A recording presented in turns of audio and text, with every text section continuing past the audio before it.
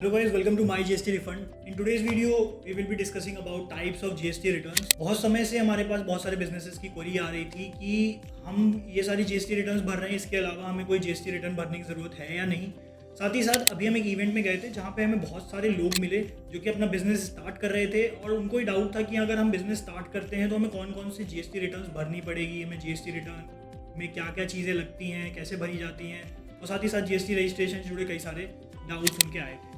तो हमने सोचा कि इस टॉपिक पे एक वीडियो बनाते हैं जहाँ पर हम आपको बताएंगे कि GST रिटर्न्स जो हैं वो कितने तरह के होते हैं। तो बेसिकली अगर GST रिटर्न्स की बात करूँ तो जितने भी लोग GST रजिस्ट्रेशन लेके बैठे हुए हैं, जिन पे भी GST रजिस्ट्रेशन है, उसके अंदर उनको कुछ फॉर्म्स फिलअप करने पड़ते हैं जिसमें उनको कुछ डेटा पॉइंट्स अपने शेयर करने पड़ते हैं बिजनेस ट्रांजैक्शन से रिलेटेड। जिसमें सबसे पहले तरह का GST रिटर्न आता है, दैट इज GSTR1। अब GSTR1 क्या होता है? आपके जितने भी आउटवर्ड सप्लाई है, यानी जितनी भी आपकी सेल है, उसकी इन्फॉर्मेशन आप उसमें डिक्लेयर करते हो। जैसे कि आप अगर एक्सपोर्ट कर रहे हो, अगर आप एसईजी को सप्लाई कर रहे हो, उसमें आपके सारे इन्वॉइसेस की डिटेल्स होती है। इसी के साथ साथ आपके डेबिट और क्रेडिट नोट की डिटेल्स भी GSTR1 में रिपोर्ट की जाती है। अगर आप रिफंड कैलकुलेट करते हो, जैसे कि मैंने पिछली वीडियो में बताया था, जो कि रिफंड वाली वीडियो में आप आई बटन पे क्लिक करके देख सकते हो, मैंने बताया था कि आपको एक्सपोर्ट टर्नओवर निकालने की ज़रूरत पड़ती है अगर आपको अपना रिफंड पता करना है। तो एक्सपोर्ट टर्नओवर भी आपका GSTR1 से ही निकलता है, क्योंकि आप एक्सपोर्ट की डिटेल्स GSTR1 में रिपोर्ट करते हो। अगर इसकी ड्यू डेट की बात करें तो इसकी ड्यू डेट होती है 11th ऑफ एवरी मंथ। अब इसमें भी एक ये चीज़ है कि आप इसको मंथली फाइल करते हो या क्वार्टरली फाइल करते हो, एक चीज़ पे डिपेंड करता है, दैट इज़ योर टर्नओवर। अगर आपका टर्नओवर 1.5 सीआर से कम है तो आप एक स्कीम के लिए ऑप्ट कर सकते हो, that is known as QRMP scheme, जिसमें उन बिजनेसेस को जिनका टर्नओवर 1.5 सीआर से कम है, एक एडवांटेज मिलता है कि वो अपनी GST मंथली रिटर्न्स जो है GSTR1 की, दे कैन फाइल क्वार्टरली।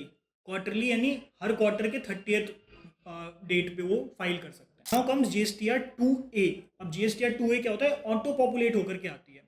जैसे आप किसी वेंडर से आपने सप्लाई ली, सर्विस ली या गुड्स रिसीव किए, वो अपनी GSTR1 भरेगा और आपके GSTR2A में उसका रिफ्लेक्शन आ जाएगा कि आपने ये पर्टिकुलर सेल करी है। अब ये ज़रूरी क्यों होता है?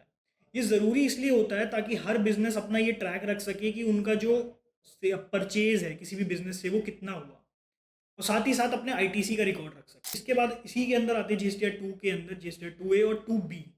2B भी एक व्यू ओनली GST रिटर्न है जिसको आप सिर्फ देख सकते हो।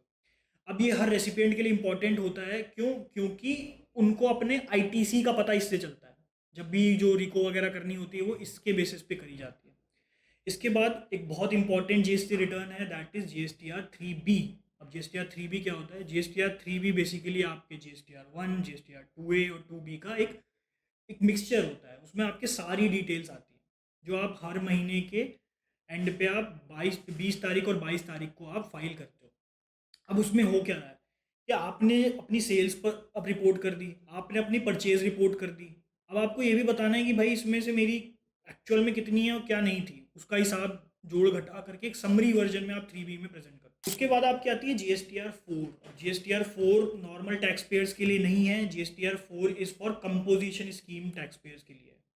कंपोजिशन स्कीम अपने में एक बड़ा टॉपिक है जिसके बारे में हम किसी और वीडियो में बात करेंगे। अगर वो वीडियो बन गई होगी तो आई बटन पे आ रहा होगा, आप जा करके कंपोजिशन स्कीम वाली वीडियो भी देख सकते हैं। अब हम बात करते हैं GSTR5 के बारे में। तो GSTR5 उन टैक्स पेयर के लिए होता है जो नॉन रेसिडेंट टैक्स पेयर है, यानी जो इंडिया में नहीं रहते, उनका रहना बाहर है, यानी रेसिडेंट वो किसी और देश के हैं, बस वो इंडिया में बिजनेस करते हैं। इसकी ड्यू डेट होती है 20th of every month. Her GSTI इनके लिए registered in India but he is not living in India. अब बात करते हैं GSTR5A। GSTR5A एक बहुत इंटरेस्टिंग रिटर्न है क्योंकि ये उनके लिए है जो OIDAR के अंदर आते हैं। अब OIDAR क्या होता है? OIDAR होता है online information of database access और रिट्रीवल सर्विसेज, यानी वो कंपनीज जो OIDAR सर्विसेज प्रोवाइड कर रही है, यानी ऑनलाइन इंफॉर्मेशन और डेटाबेस एक्सेस।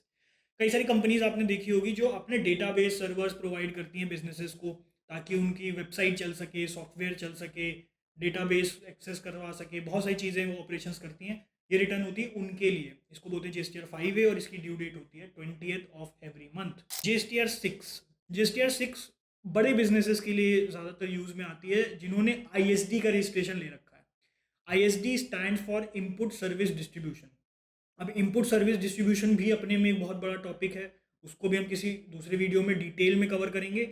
अगर मैं आपको सिंपल भाषा में समझाऊं, इनपुट सर्विस डिस्ट्रीब्यूटर के बारे में। तो बेसिकली ये है क्या कि आपने एक जीएसटी रजिस्ट्रेशन ले रखा है जहाँ पर आप सारा इनपुट इकट्ठा कर रहे हो। आपके मल्टीपल जीएसटी रजिस्ट्रेशन है, एक जीएसटी रजिस्ट्रेशन में आपने सारा इनपुट इकट्ठा किया हुआ है, जो कि हेड ऑफिस हो सकता है या कोई ऐसी जगह हो सकती है जहाँ पे आप चाहते हो मेरा सारा रिकॉर्ड रहे।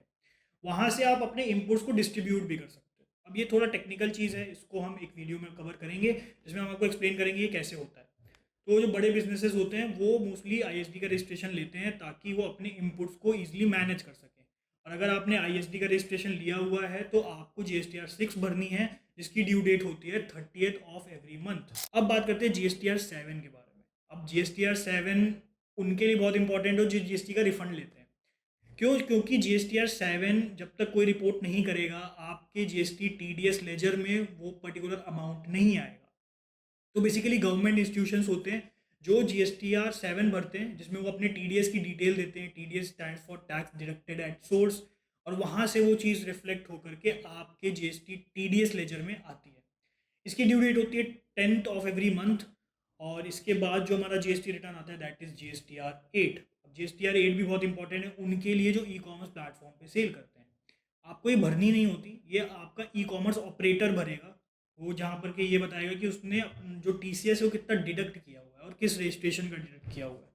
वो पर्टिकुलर टीसीएस का अमाउंट आपके टीसीएस लेजर में रिफ्लेक्ट होगा, जिसका बाद में आप रिफंड ले सकते हो। तो ये होता है जीएसटीआर 8। इसकी भी ड्यू डेट होती है 10th ऑफ एवरी मंथ। अब हम बात करते हैं एनुअल रिटर्न्स के बारे में। एनुअल रिटर्न्स बेसिकली होती हैं जो आप एनुअली फाइल करते हैं, यानी आपके पूरे साल का हिसाब किताब आपने एक बार देना होता है और उसको बोलते हैं हम annual return, that is known as GSTR 9। अब जीएसटीआर 9 में आप अपने पूरे साल के जितने भी सेल्स हुई, परचेज हुई, जो भी आपने आईटीसी लिया, सबके डिटेल्स आपने जीएसटीआर 9 में फिल करी। जीएसटीआर 9 की जो ड्यू डेट होती है that is end of a year, that is 31st of December हर साल के। और उसमें आप पूरे फाइनेंशियल ईयर के अपने पूरे इनपुट्स आउटपुट सबकी डिटेल्स आप उसमें शेयर कर। कुछ बिजनेसेस ऐसे भी होते हैं जिनको जीएसटीआर 9C भरनी पड़ती है। अब जीएसटीआर 9C उनको भरनी पड़ती है जिनका बिजनेस का टर्नओवर 5 CR से ज़्यादा है। अगर आप नॉर्मल 5 CR से कम है तो you just need to file GSTR 9। अगर आपका टर्नओवर 5 CR से ज़्यादा है तो you need to file GSTR 9C।